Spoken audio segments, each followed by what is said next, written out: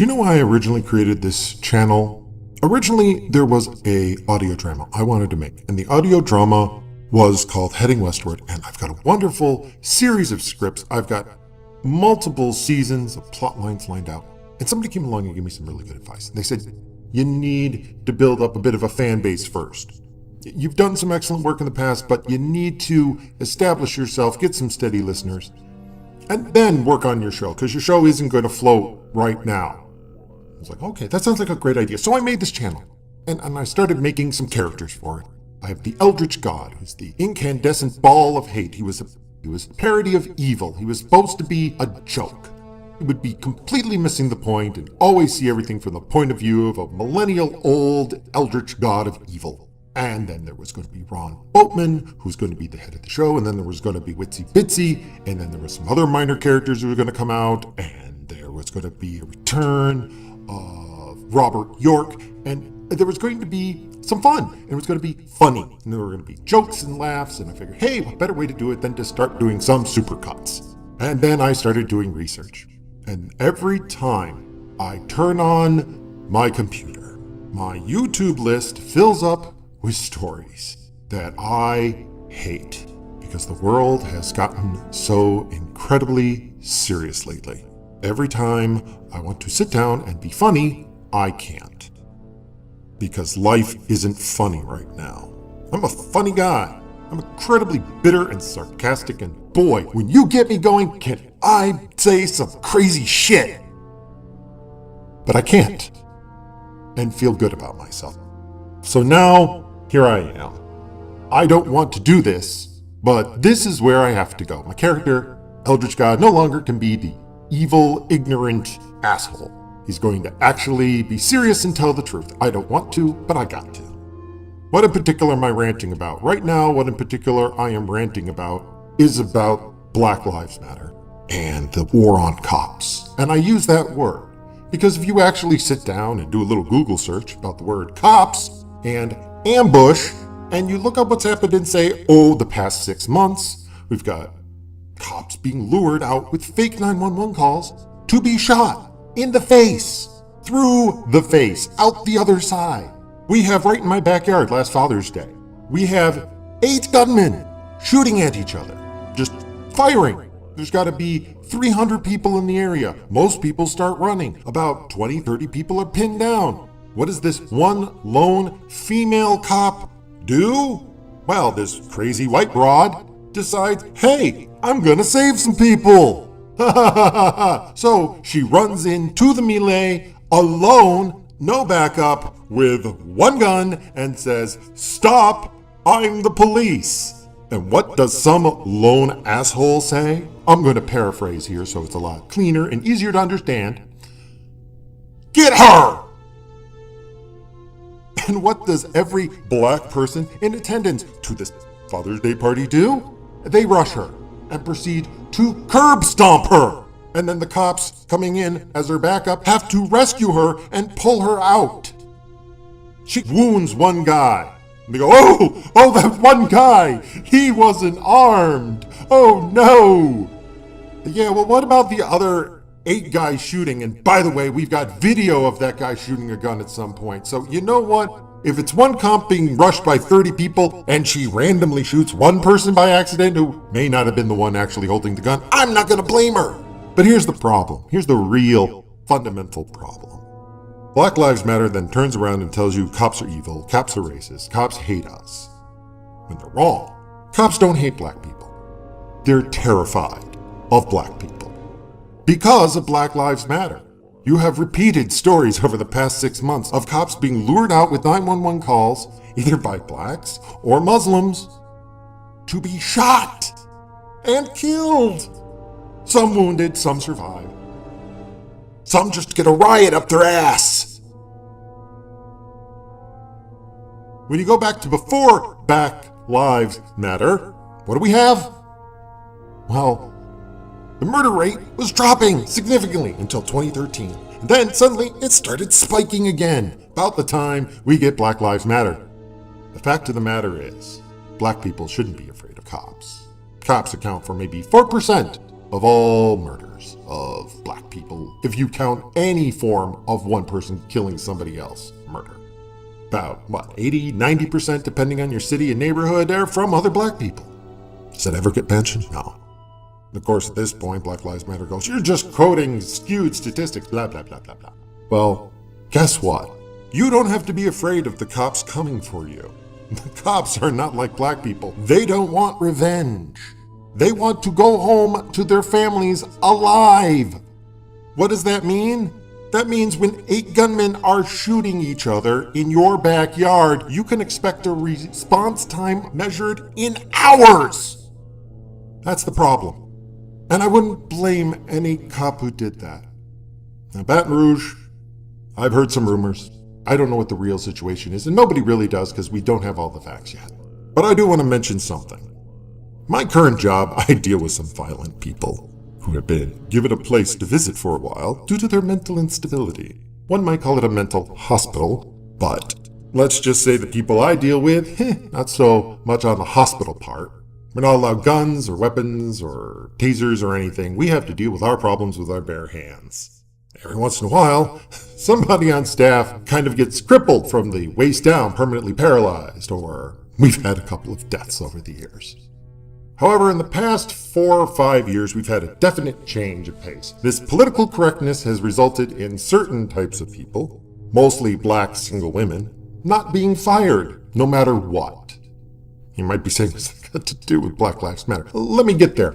A couple, not many, but a few of these single black mothers have gotten the idea that, wow, I'm bulletproof so I don't have to work anymore. It's really only 3 or 4 people out of the thousands of employees.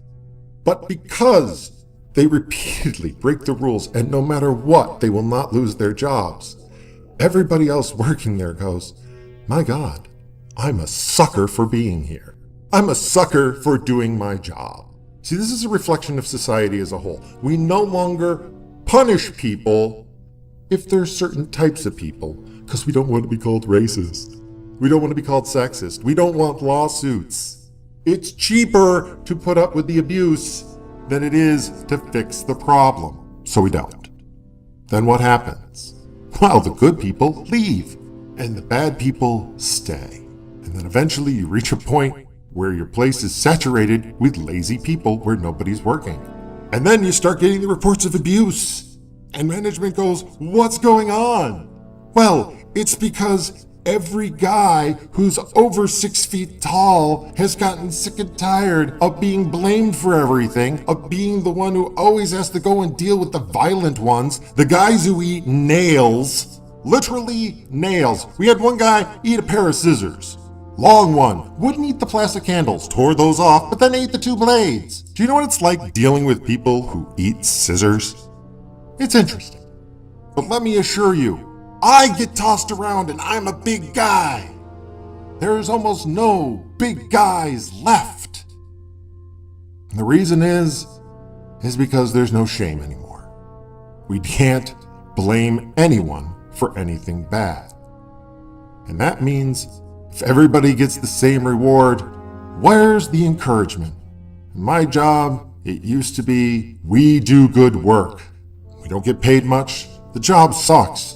But we get thanks from the families and from our supervisors because we're doing the right thing, helping people who nobody else will help. Except now, thanks to a bunch of memos back in 2014, staff is now the enemy. We're the enemy. We're the bad guys now. Oh, I'd love to go over the materials with you, but let me just sum it up for you. Staff is now the bad guys. Every client is suffering at the hands of staff. And so that's why I have a lot of sympathy for the cops who are being told over and over, you're the bad guys. When I like to point out, I'm the one saving lives. I'm the guy who restarts somebody's heart with his bare hands. But no, we're the bad guys now. The cops, they're the bad guys now. And it's all the same thing. We can't shame anyone anymore. You can't say someone's a slut. You can't say somebody's fat. You can't say anything bad about anybody. Unless you're somebody who doesn't have any flaws, in which case it's open season. We tear down those of us who are the best, and we refuse to punish those who are dragging us all down. I want to leave you on this thought. We live in an internet age where it's really easy to create a virtual mob. If that mob does something, makes a statement, encourages physical behavior, such as the assassinations down in Dallas, and you encourage that mob, even in the slightest, you are responsible for that mob's actions. If you make a statement that isn't true, that hasn't been verified, that later turns out to be wrong, when you weren't certain that it was right, and any harm, no matter how distant, comes from your action, you are responsible. And unfortunately, it used to be a time when everybody would just stand back and say, not my problem, let the mob go by, it'll sort itself out. The problem is the people in charge, the people who used to shame, aren't there anymore. There's nobody on the battlements. There's nobody guarding the gates. Anything is permitted now. Killing a bunch of cops? Oh, well, I can understand why it happened. Really? You can understand why it happened. The next sentence out of your mouth should be, but it's wrong as hell. The order that people say things are, it's wrong as hell, but I can understand why it happened. That's the narrative. If you say the word but, anything before but is negated.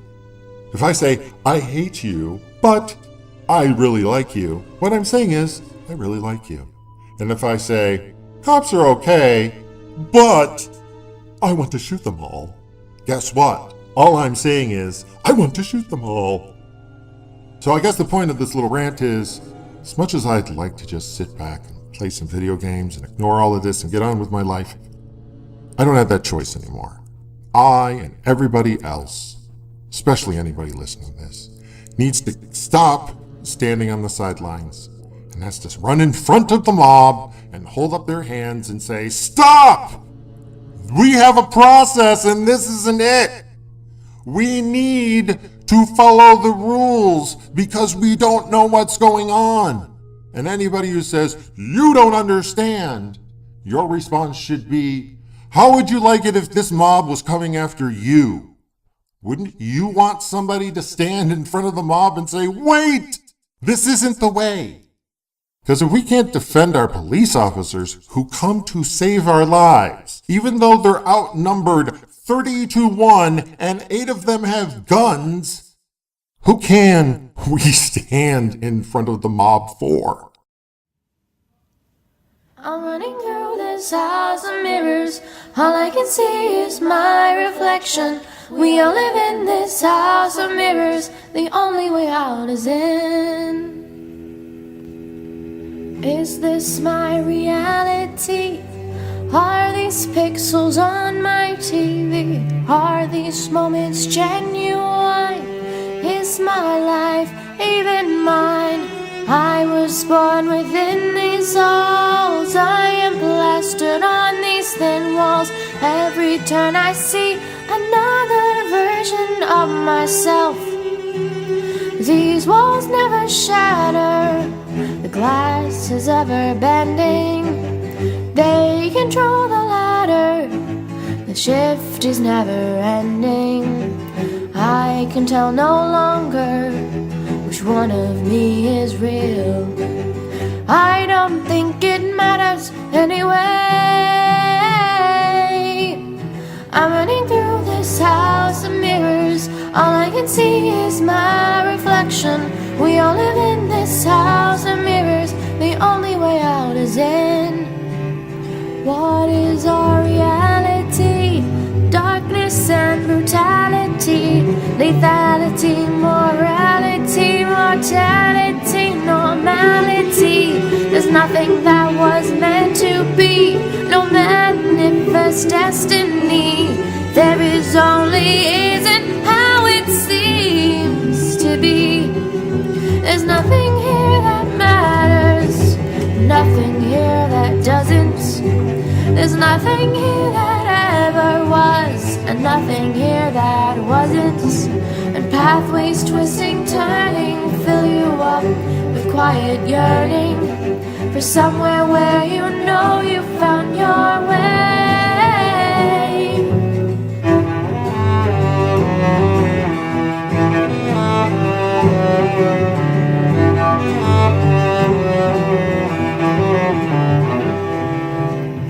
Don't ask for reality, it's no better than your screen. I can bend these walls and make them melt the way I want. I was blind but now I see. You can't run and you can't leave, and objects in these mirrors may be closer than they seem. Glass can never shatter, it only can be twisted. No matter how hard we punch, angry and tight-fisted, it's not about escaping or looking for the door. I don't want to get out anymore. I'm running through this house of mirrors. All I can see is my reflection. We all live in this house of mirrors. The only way out is in. I'm running through this house of mirrors. All I can see is my reflection. We all live in this house of mirrors. The only way out is in. I'm running through this house of mirrors. All I can see is my reflection. We all live in this house of mirrors. The only way out is in. I'm running through this house of mirrors. All I can see is my reflection. We all live in this house of mirrors. The only way out is in.